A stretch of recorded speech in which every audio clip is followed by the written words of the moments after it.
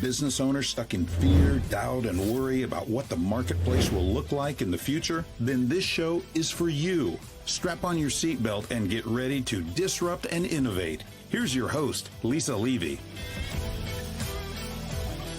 Today's guest is Mahesh Thakur, a visionary tech leader with over 2 decades of experience at Microsoft, Amazon, Intuit, and GoDaddy.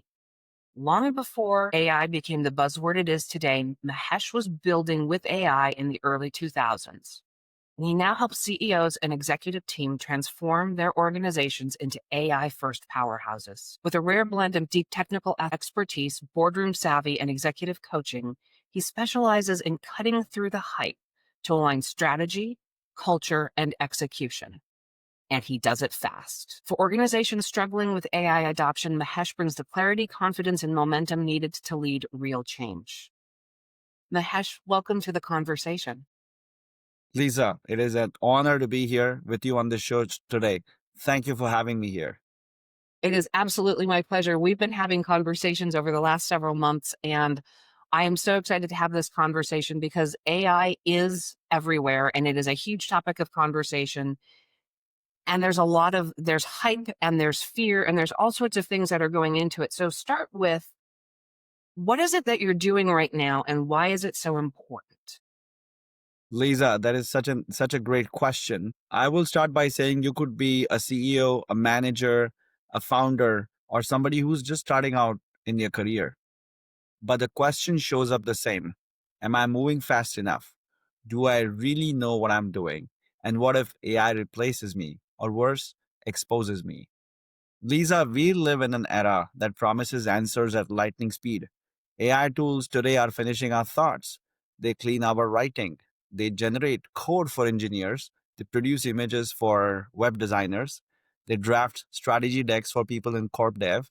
And when you think of it, it feels like magic sometimes, but most of it feels like pressure because there's always someone who's using it better, faster, cheaper than you are. There's always a new tool. There's always a new shortcut, a new headline about a company that's leapfrogged the competition by embracing AI.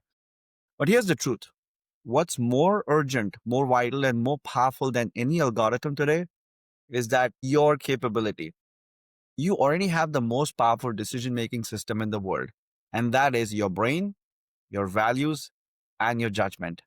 The goal now is not to compete with AI. It is to train it to collaborate with you without losing the most powerful thing you have, your ability to be decisive. Absolutely fabulous perspective on how many different places AI is influencing inside of all of our businesses and the power that that has to help us scale forward. But also, I love the comparison. Is it magic or is it just putting more pressure on us? Because the answer is it's both. So with that perspective, what is it that you're trying to solve for and influence in your work now? So Lisa, so first off, let's start by saying I'm helping traditional companies become AI first. So that's the first thing I'm trying to influence. Let me elaborate what I mean by that. I'm helping companies understand how to identify the right customer experiences, products, and employee workflows where AI can play the role of augmentation. When I say AI first, we mean AI first and not AI only. There's a huge difference in that. So when you think of traditional companies, they may have been around since the 70s, 80s, 90s, or even since the 2000s. They may be 20 years old, 40 years old. It doesn't matter. I help them embrace AI in a way where they sometimes have to rework their cultures. They have to improve the mindset of their leaders. And finally, that helps them become AI first and not AI only. That's the first thing that I do. And the second thing that I do with my clients is I bring them proprietary frameworks that help each team member co-enhance each other. So this creates what I call is a high-powered team, because in today's day and age, you have to learn new ways of not only leveling up your own self, but also leveling up your teams, which I basically call co-enhancement. And that's something that I do. And the third thing I would like to highlight here that I do is I help build cross-functional pods. So cross-functional pods are cross-functional teams, if you will, within the organization who may have a singular goal. So I help bring rituals that help these teams for running their weekly AI sprints, sharing learnings, and turning silos into high powered, co enhancing networks within the companies. So those are the three things that I do for my clients in their journey to go from being a traditional company to becoming an AI first organization. Those are three very powerful things. So I want to talk a little bit inside of those.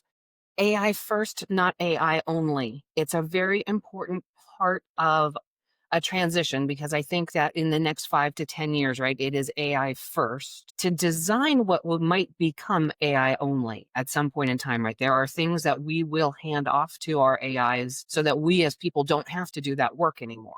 Do you agree that there's a transition? Is that jiving with what you're seeing?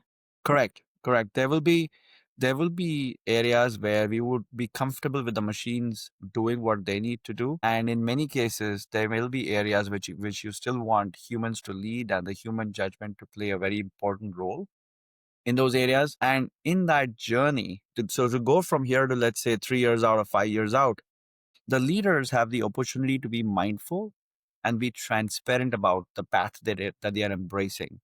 The world in which we live in, everybody knows AI is here. Everybody is seeing it in action. Everybody knows it's here. What leaders have to do on this path is to make it very transparent. Actually, before even being transparent, they have to be collaborative at all levels to bring the thought leaders and the thought partners into this process. A is to identify the areas mindfully as to which areas could actually be better when they are leveraging or applying or embracing AI. Second is being transparent, whether it is a plan, a roadmap, a product roadmap, or specific metrics. You have to be transparent about what you're doing. And the third part is then obviously you want to keep monitoring how is that journey going. About 90% of the AI pilots fail because they haven't done the first two things that I just talked about. They haven't fixed their culture. They haven't talked about the roadmap openly. They're doing things as if it was the biggest secretive project in the organization. And unfortunately, that creates a lot of fear or uncertainty, which you don't want. And that's to answer your question. Those are some of the challenges and the opportunities ahead of us over the next 3 to 5 years. And I apologize. I'm giggling, and I'm giggling because, right, anytime we do something new, right, there's human resistance to change. It's how we're wired. We as human beings don't like change. And so whenever we have something new, there's that, oh my God, no, please don't do Yeah, that. that's the first It's reaction. Like, why? right. It's how it's literally physiologically how we're wired. And so I love that the second two parts of your approach, right, are starting to play with that, right? Leaders changing culture, leveling up teams. And with that, in your third part and talking about cross-functional barriers, you use some language that is very different than the way I use language. In my world, I want to break silos. I want to bust them down and make really a matrixed organization where everything is cross-functional. But you use the definition, silos become a network. Mhm. And I really kind of like that. And then maybe it's not as different from mine as I was thinking. But when I heard it the first time, it is disruptive. And that is a cultural change because in traditional businesses, we reinforce silos. And that makes everything harder because you have to change the thinking silo by silo in your approach and looking at them as a network as we're being transparent and bringing AI in and doing it overtly because it shouldn't be a secret. We are changing culture and creating this network that is become AI first is great, but it's changed the way the business runs everything. Totally, totally. It changes the pace at which we have access to information. It changes the pace at which we can actually research and get to the details of something within hours, not days or weeks. It changes the way in which we show up in meetings. There's no more guessing or estimating. You're like, this is a source, or here's what we know so far. And you can always be, everybody knows there's an AI in the room or a couple of them running. And so the whole the way in which we prepare, the way in which we show up, the way in which we collaborate, the way in which we make each other stronger, smarter, faster, better, That whole thing has changed in a matter of months. And decisions that used to take days, weeks, and months to get to are taking minutes and days, right? Minutes and hours. Totally, totally. I'll go back to my time at Microsoft. One of the things Bill Gates would always say to us in meetings is, "You as product managers are the CEOs of your product." And sometimes I would go to my director there and say, "Yes, I'm the CEO, but guess what? I don't have my research team. I don't have an analyst who I can confirm what happened to that experiment over the next 2 hours. I have to My requests are waiting line with the corp dev team. My review is now dependent on what the Microsoft research team gets back to me 3 months later." So I'm like, I feel like I'm the CEO, but I don't have that team, that power that I need. And today, fast forward almost 20 years from there, Lisa, I'm like, wow, if I were to look at a product manager at Microsoft today, they have that researcher, they have that analyst, they have access to that designer who can come up with this new screen overnight or within minutes to go, can I show this to customers and get feedback? That is the speed at which we are moving. And so the whole dynamic has changed as to what you could show up with. So earlier back in the day, like I said, when I was a product manager, I am waiting on things. I am basically coordinating across so many different cross-functional teams.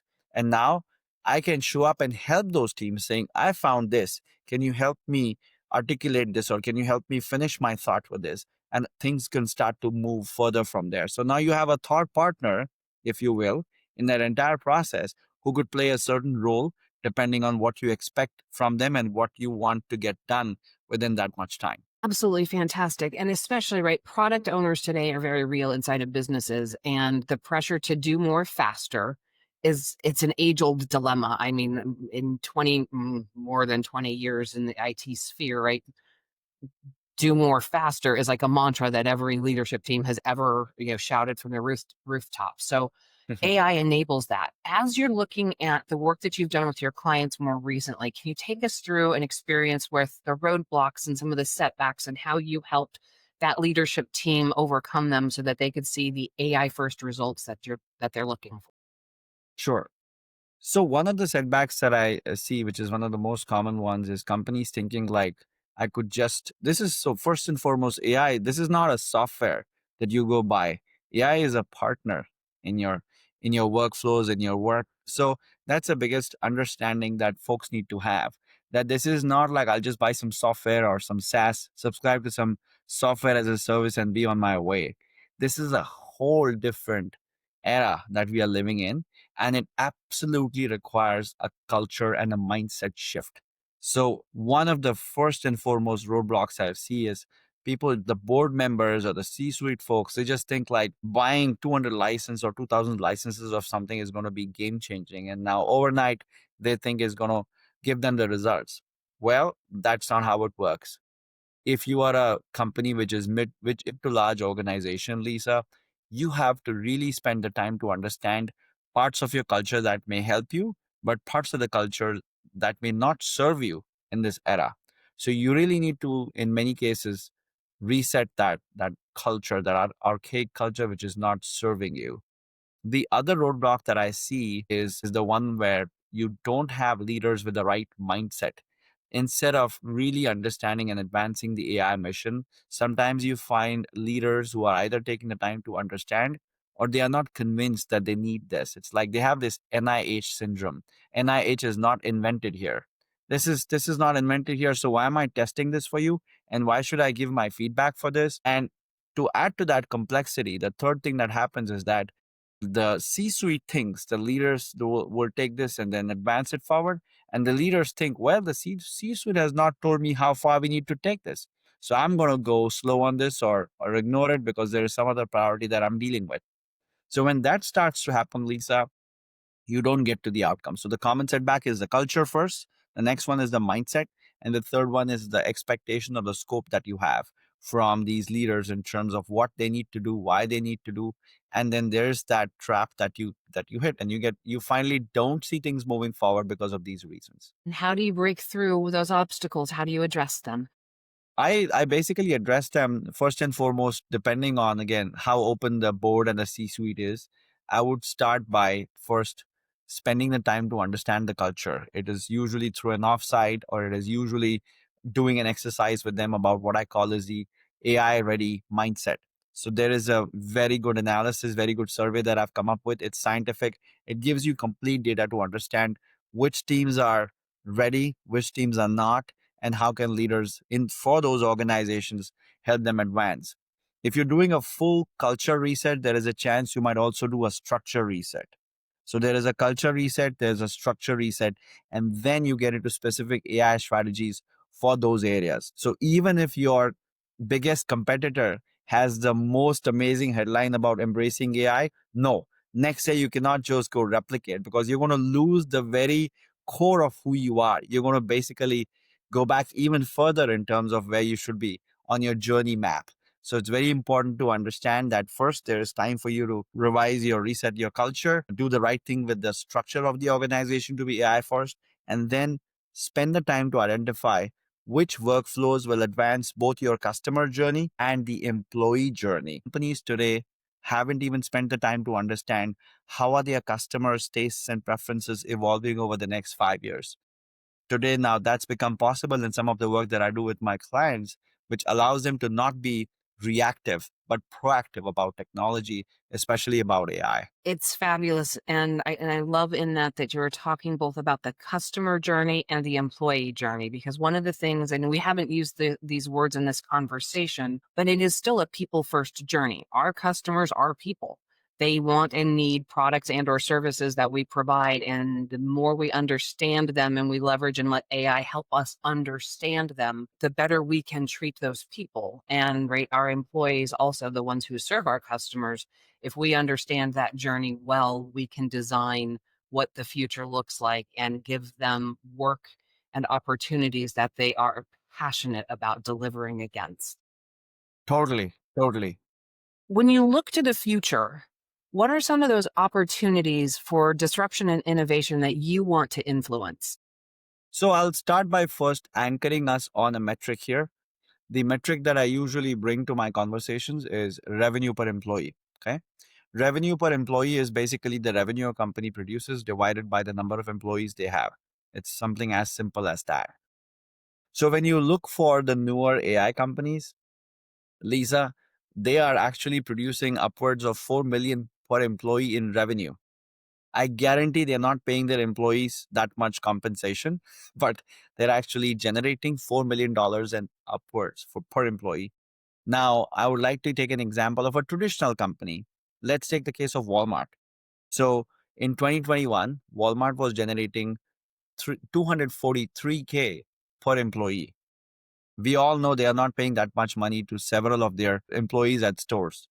So that company, which is a traditional retailer, applied a lot of AI, specifically, let's say, to their inventory management, to their customer experiences, to how they're actually managing their own sellers who are selling third-party sellers on Walmart.com.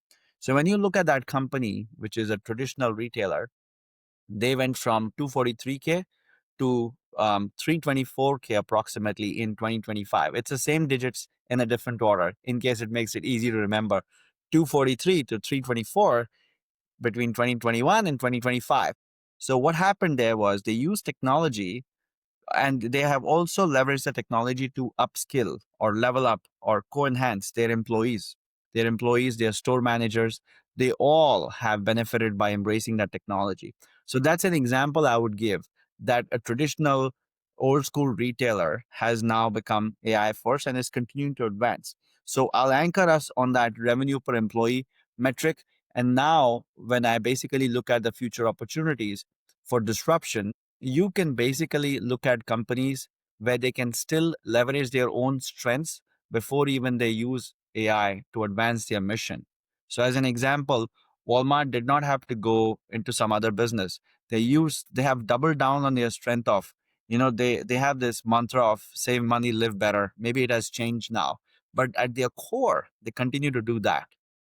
And so when you look at companies, they cannot just blindly embrace AI, but once they understand who they are, who they are trying to serve, and more importantly, how can they serve them better over the next 5 to 10 years?